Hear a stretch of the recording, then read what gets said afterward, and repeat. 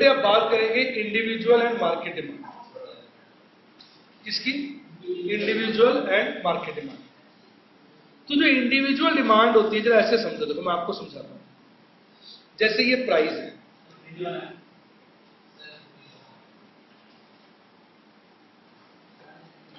अब बात कर रहे हैं किसकी? Individual and market demand.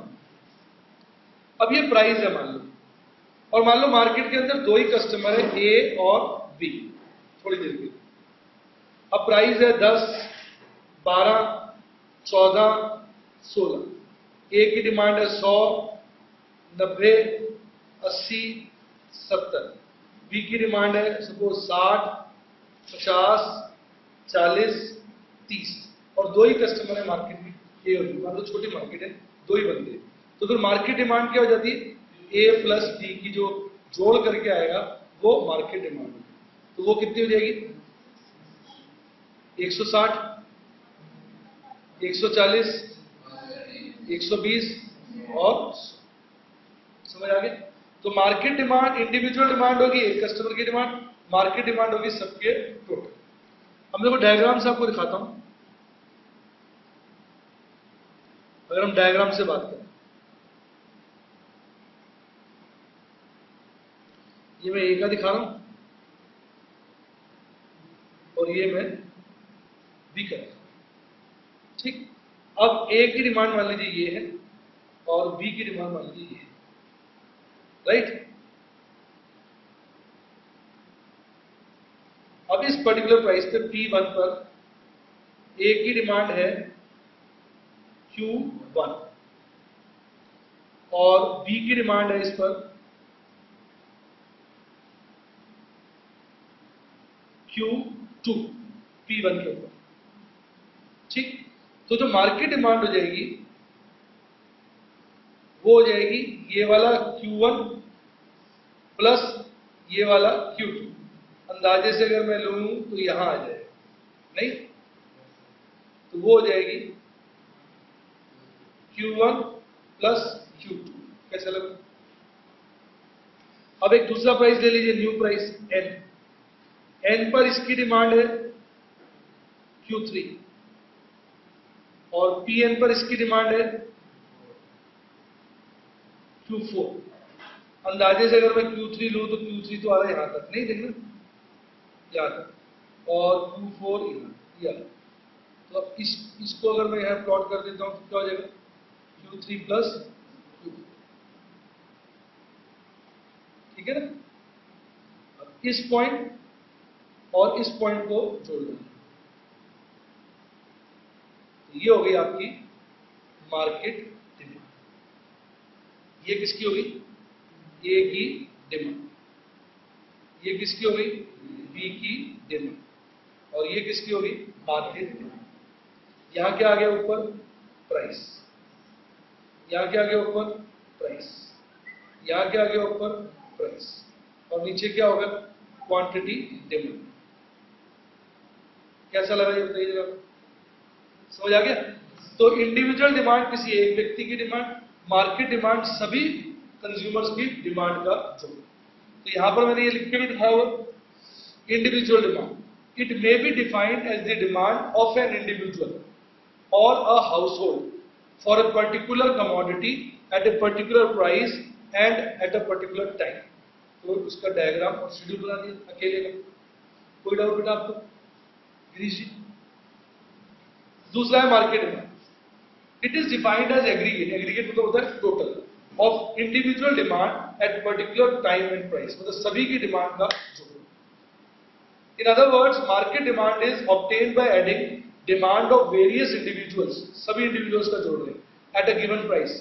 For example let us assume that there are two households. कौन कौन? A and B. वही जो मैंने एग्जांपल दिया था, इसमें भी मैंने दूसरा एग्जांपल दिया था। तो कह रहा है 8 यूनिट और 2 यूनिट ए और बी डिमांड करते हैं। जब प्राइस 10 है तो मार्केट डिमांड क्या हो जाएगी? 10।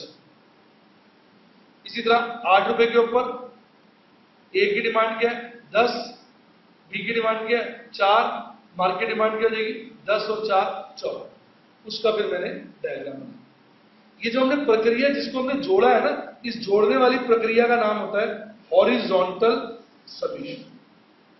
क्या नाम होता है? Horizontal summation. कोई डाउट? देखिए, तो अब ये वाला एग्जांपल कॉपी कर लें जो ये मैंने दी, फिर आगे बढ़ते हैं।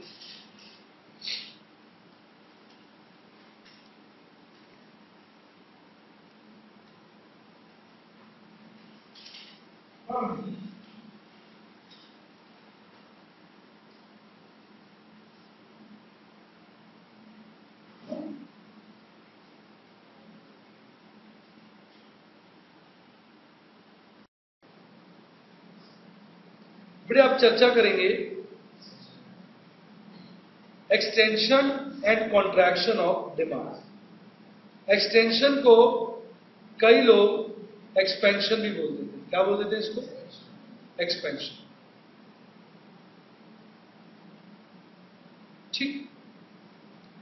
तो इसमें हम ये कहते हैं भाई जो एक्सटेंशन और कॉन्ट्रैक्शन ऑफ डिमांड होता है ये लॉ ऑफ डिमांड की वजह से होता है। इसमें हम ये मानते हैं कि अदर फैक्टर्स क्या रहते हैं? कांस्टेंट। अब एक्सटेंशन कब होता है? एक्सटेंशन या एक्सपेंशन मतलब, एक्सपेंशन मतलब डिमांड का बढ़ना। आपको पता है डिमांड का डाउनवर्ड स्लोपिंग होता है। तो सपोज प्राइस है P1, तो डिमांड क्या होगी? Q1। अब प्राइस गिर के हो गया P2, तो जो ये डिमांड है बेटा ये बढ़ के हो जाएगी Q2। तो आपकी पहले इस पॉइंट पर थे आप, अब आप इस पॉइंट पर आ गए। तो ये A से जो B पे गए हो तो डिमांड क्या हो रही है? एक्सपैंड हो रही है ना। इसको बोलते हैं एक्सपेंशन ऑफ डिमांड। और ये कर्व जो होता है डाउनवर्ड स्लोपिंग होता है। इस चीज को हम ये भी बोलते हैं मूवमेंट along दी डिमांड कर्व, कि हम डिमांड कर्व के सहारे ही मूव कर रहे हैं। तो जब डाउनवर्ड मूवमेंट होती है तो वो क्या होता है? एक्सटेंशन। तो डाउनवर्ड मूवमेंट क्या होती है? एक्सटेंशन। डाउनवर्ड मूवमेंट कब होगी? जब प्राइस कम होगा और डिमांड एक्सपैंड हो जाएगी। इसका जो रिवर्स होता है बेटा